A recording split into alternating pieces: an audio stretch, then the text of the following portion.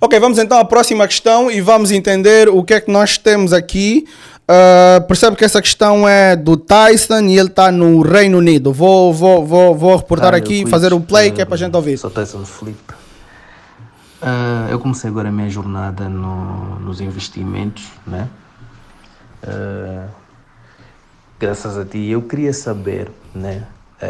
Para 2024, né? 2024, quais, para além da SP 500, quais são as melhores ações para investir, né? E quais são as ações nas quais eu possa ter dividendos mensais que tu recomendas para investir em 2024?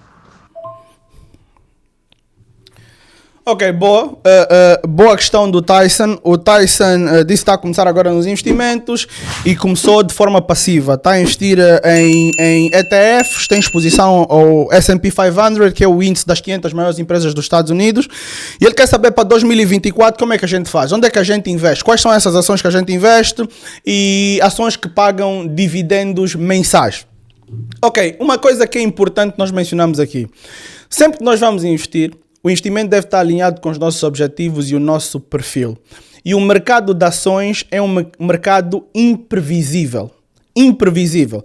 Então, se eu disser hoje, olha, quais são as ações para 2024? Eu estaria, obviamente, a mentir, porque nem Deus, se calhar, deve saber do mercado financeiro, porque ele já perdeu a fé dele em nós há muito tempo e o mercado depende muito do comportamento das pessoas, tá? Mas o que é que tu podes fazer, efetivamente? Tu podes olhar para o que é tendência. As tendências importam muito. Se tu olhares no ano passado, nós começamos a falar muito de AI, inteligência artificial, e nós começamos a ver, e se validou, que as empresas que investiram em inteligência artificial no ano de 2023 tiveram uma performance muito boa. Se tu olhares para a projeção de empresas como todas as envolvidas em tecnologia, especial a Nvidia e tudo mais, elas acabaram tendo uma performance muito boa no ano. Mas é importante compreender, e isto aqui não é uma recomendação de investimento, obviamente tenho que deixar aqui um disclaimer, que isso são ativos extremamente voláteis e os ativos que investem em tecnologia, por exemplo, são dos mais voláteis do mercado e dos mais cíclicos.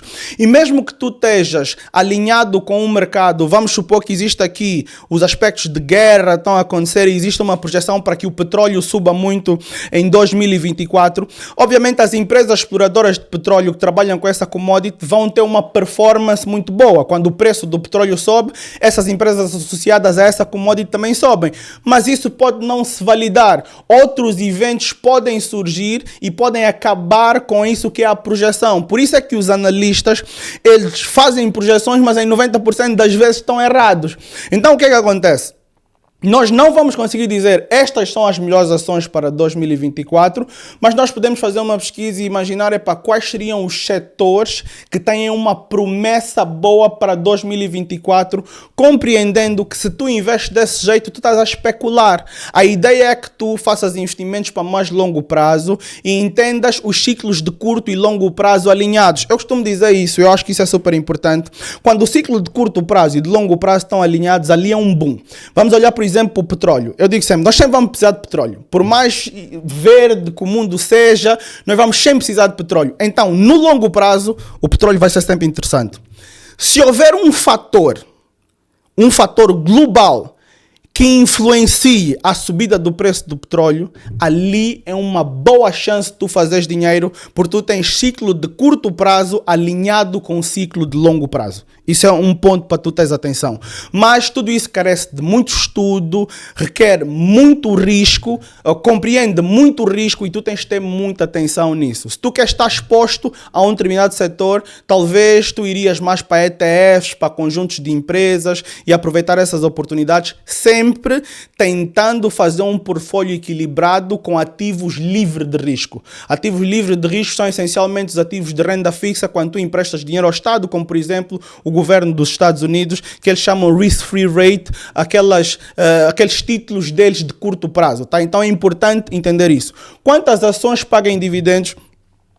mensais, tu tens várias ações que pagam em dividendos mensais e cabe a ti escolher aquelas que sejam melhores para a tua intenção. Nós temos, por exemplo, muitos fundos imobiliários que pagam dividendos mensais e existe um site que chama Sure Dividends, vai passar aqui, surdividends.com, e ela é uma newsletter, em todos os dias mandam-te e-mails sobre opções de investimento. E tu podes encontrar neste site uma lista que eles têm de mais de 40 ações que pagam dividendos mensais e tu podes, dentro daquilo que é o teu entendimento, escolher as ações que tu queres colocar no teu portfólio. Lembrando que renda variável, ações são ativos de extremo risco e que é impossível prever aquele que é o retorno. Por norma quando dá errado dizem, isso mesmo é renda variável, não tinha como prever com exatidão, e quando dá certo eles dizem, olha, nós fizemos um estudo muito grande e obviamente por causa da nossa expertise conseguimos, mas é tudo bungle. Então é importante entender que existem riscos e tentar mitigar os riscos é o que é importante.